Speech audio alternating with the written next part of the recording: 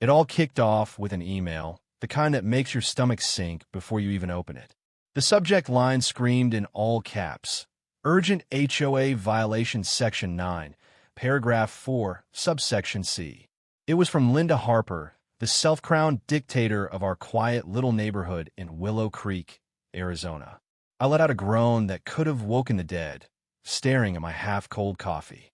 This was my life now drowning in HOA nonsense and Linda's passive-aggressive power trips.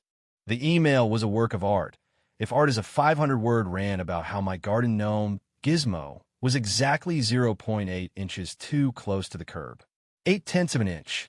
I'd plopped Gizmo there as a joke, a tiny rebellion against the cookie-cutter perfection of Willow Creek-identical stucco houses, manicured lawns, and mailboxes so uniform they could have been cloned. Linda, though, didn't do jokes. She was probably out there with a ruler and a smirk, documenting Gizmo's crime against humanity. I should have seen it coming when I moved here.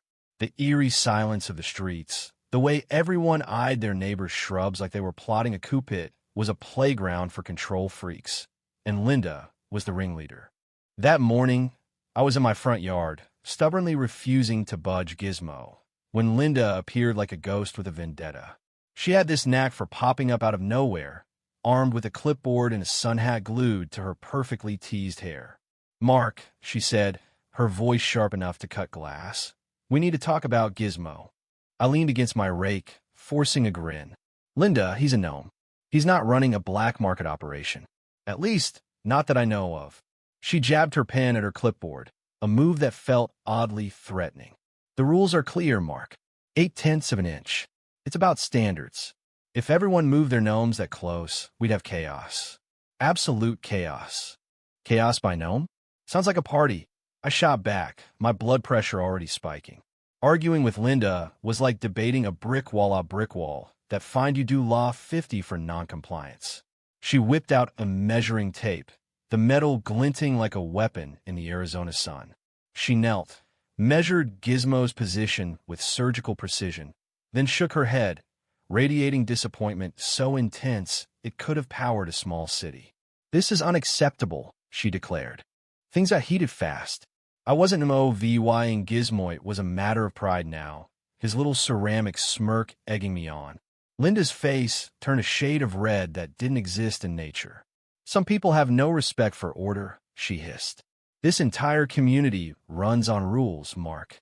Rules. And if they're ignored, I'll take this to a higher authority." I figured she meant the HOA board, maybe a stern letter to the National Gnome Preservation Society.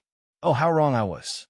She spun on her heel and stormed off, not toward her house, but straight for the utility substation at the end of our street.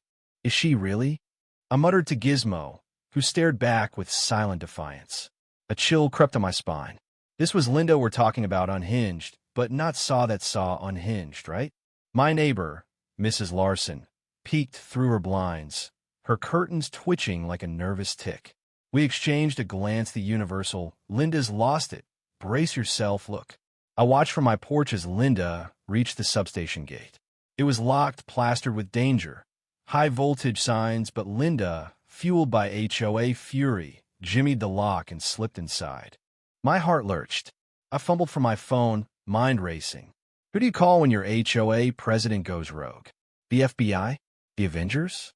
Before I could dial, a deep, bone-rattling saw-thunk saw echoed through the neighborhood. Then silence. Total, suffocating silence. My fridge stopped humming. Mrs. Larson's ancient AC unit wheezed its last breath. The traffic lights on the main road flickered out. It was 97 degrees Fahrenheit, the Arizona sun blazing like a vengeful god, and I knew saw Linda hadn't just threatened a higher authority. She'd gone straight for the power grid.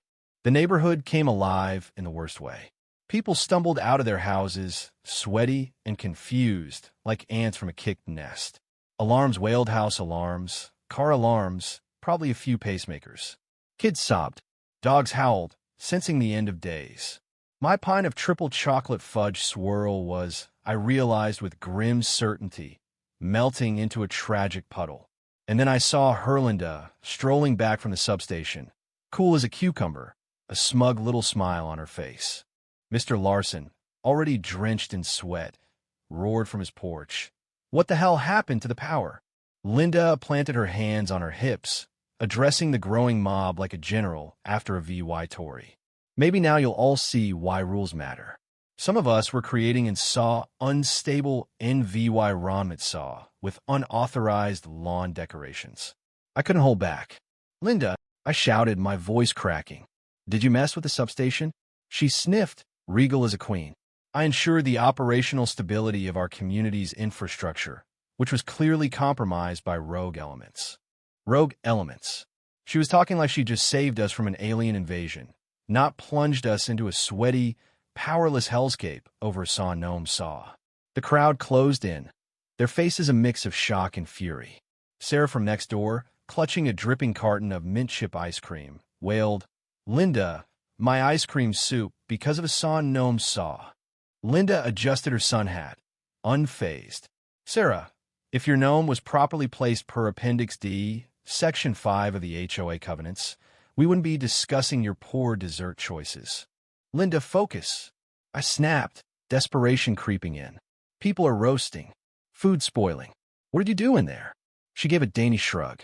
I flipped a large, clearly labeled switch. It said primary community feed. It seemed important. Of course she did. It was probably glowing red, practically begging to be flipped by an HOA zealot on a mission. I needed a drink, a new address, maybe a bunker in the middle of nowhere. Sirens cut through the chaos. 2 police cars screeched into the street, lights flashing. Officer Thompson, a guy who looked like he'd seen every flavor of stupid, stepped out with Officer Riley, a rookie trying hard not to laugh. All right, what's the deal? Thompson sighed. Got a call about a power outage and aggressive lawn ornaments. I raised my hands in a helpless shrug, hoping it screamed, this is insane, please help. Linda, sensing her moment, waved her clipboard like a battle flag. Officers, thank goodness. I've had to take action to enforce community standards. This man, she jabbed a finger at me, and his illegally placed gnome are destabilizing everything. Officer Riley muttered to Thompson, destabilizing gnome? That's a new one. I jumped in, voice tight. She broke into the substation, climbed the fence, and flipped a switch. A big saw switch. Thompson's eyes flicked to the substation, then back to Linda, his brain clearly struggling to process this level of lunacy. Questioning Linda was like wrestling a tornado. She rambled about bylaws, Gizmo's threat to CIVYlization, and her sacred duty as HOA president. She genuinely believed she'd saved us all, like a superhero whose power was weaponized paperwork. Ma'am, Thompson said, voice flat, HOA rules don't give you access to electrical substations. Linda bristled. Officer, as president, I'm responsible for this community's welfare. It's in the bylaws, Section 1, Paragraph 1. I perform a reset to realign everyone's commitment to order. Riley blinked. A reset? You shut down the neighborhood. I leaned toward him, whispering, she thinks she rebooted Willow Creek. My head throbbed in sync with the relentless sun. Hours dragged on, each one hotter than the last. Finally, a convoy of power company trucks rolled in, their crews looking like they'd rather be anywhere else. Tom, the lead lineman, a guy with a face like a crumpled map, took one look at the scene-dead substation, baffled cops, Linda trying to hand him an HOA flyer on approved fence colors, and a mob of furious, wilted neighbors. He spoke quietly with Thompson, his scowl deepening. You're saying a saw CIV while Ian saw flip the main breaker on a substation this size? Does she know what kind of surge that could have caused? Thompson sighed. She says the gnome was out of line. Tom stared. The gnome. This was beyond serious now.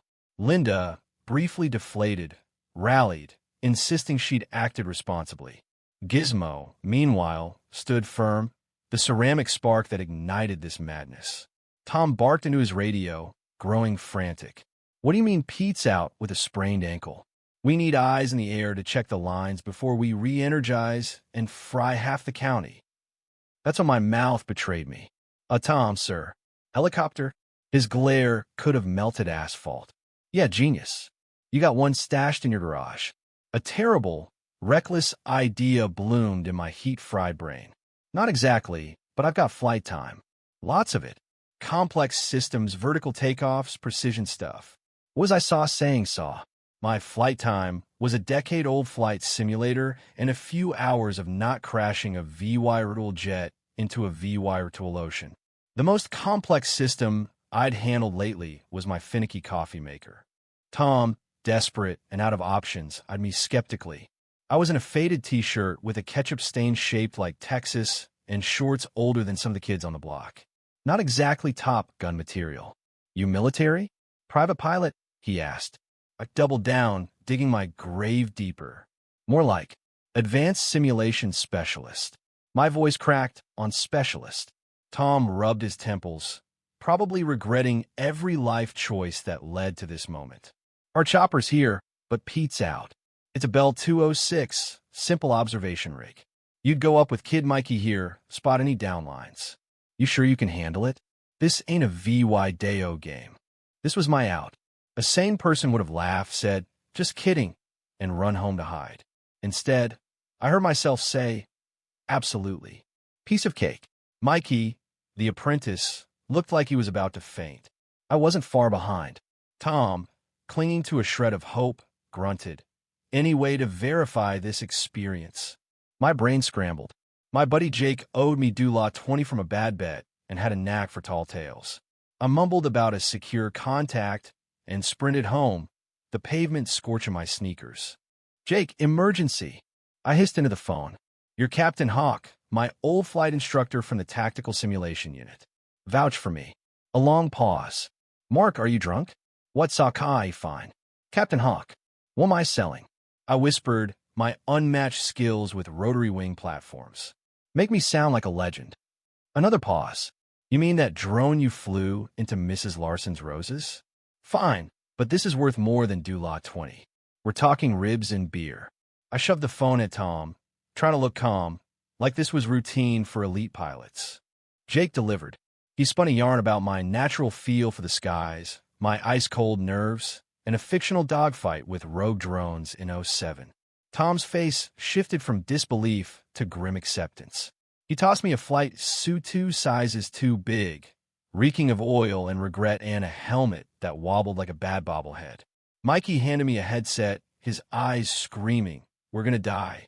Tom's briefing was short. That's the up-down lever. Those are the spinny pedals. Don't mix them up.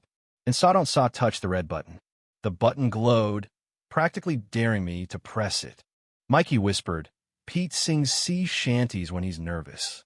You look like you're about to puke. I forced a grin. Confidence, Mikey. It's all about confidence. And checklists.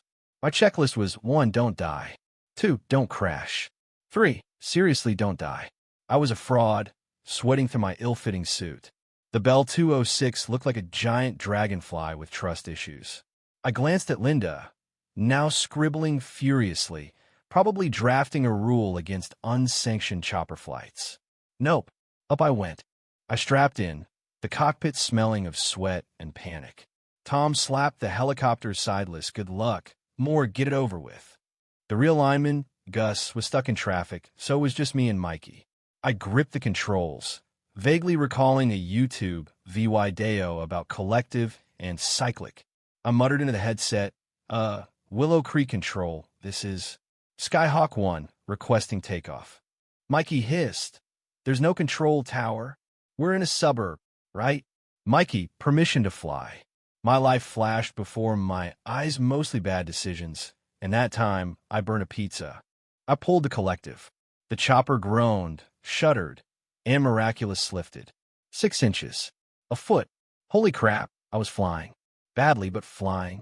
Below, neighbors gaped, torn between awe and terror. Linda's pen moved faster. My flight was a drunken waltz, swaying, dipping, spinning in ways no manual endorsed. Mikey made noises I can only describe as primal. Gizmo, I swear, gave me a tiny thumbs up from the lawn. Or maybe a rude gesture. Hard to tell at 50 feet. Mikey, voice shaking, pointed. There, by the tall pine, near the ditch. Lines down, sparking. I yelled, got it. The sparky thing by the tree thing. My jargon was elite. I wasn't a pilot. I was a terrified idiot in a metal death trap. But we'd seen the line. Now came the hard part, landing without becoming a fireball in Mrs. Larson's yard. My descent was less controlled and more screaming plummet with occasional upward lurches. Tom waved frantically below, his face pure horror. The skids hit the ground with a bone-rattling saw-crunch saw. Silence. Sweet, glorious silence, broken only by Mikey kissing the grass. Tom reached us, pale as a ghost. You're alive. The choppers. Mostly alive. What the hell was saw that saw? I unbuckled, hands shaking. Precision observation, Tom. Lines down by the pine. You're welcome. I might have winked, or maybe I just twitched. I hadn't died. Victory. Gus, the real lineman, finally showed up, took one look at the lopsided chopper, me a sweaty mess, and Mikey fetal position, muttering about solid ground, and walked away without a word. Smart man. The crew got to work, slowly restoring power.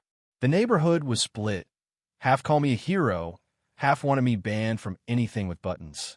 Officer Thompson took my statement, looking like he aged a decade. So, you flew a helicopter without a license, based on simulator skills, after Linda Harper shut down the grid over a gnome? I nodded. Pretty much. Those skills might be generous. I crashed a lot in pixels. Officer Riley was on the phone, likely explaining to the FAA why his suburban dad went maverick. Yes, a gnome. No, he's not licensed. Yes, the HOA lady's now complaining about unauthorized surveillance.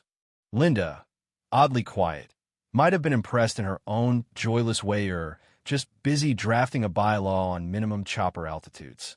The next morning, power was back. I sat on my porch, coffee in hand, Gizmo defiantly unmoved. I'd survived Linda's tyranny and my own stupidity. Then I saw it. A crisp HOA envelope under Gizmo's tiny shovel. My heart sank. Dear resident, it read, HOA Bylaw Section 14, Paragraph 8, Subsection Unauthorized operation of rotary aircraft is prohibited without prior approval from the Architectural Committee and 800 resident signatures. A DULA 600 fine per landing has been assessed. PS Gizmo remains 0.8 inches out of compliance. Final warning. Linda. Of course. I looked at Gizmo. His smirk seemed to say, worth it. Or maybe I was just delirious. One thing's for sure. Willow Creek will never be dull. I'm half tempted to get real chopper lessons, just in case Linda decides the local lizards are breaking curfew next. So what do you think? Was I a reckless fool or a reluctant hero? Should Linda be banned from the HOA for life? Or is she just a misunderstood guardian of order? And let's get real, would you move Gizmo or let him stand his ground? Drop your thoughts below, smash that like button, and subscribe for more wild tales. Let's keep this debate raging.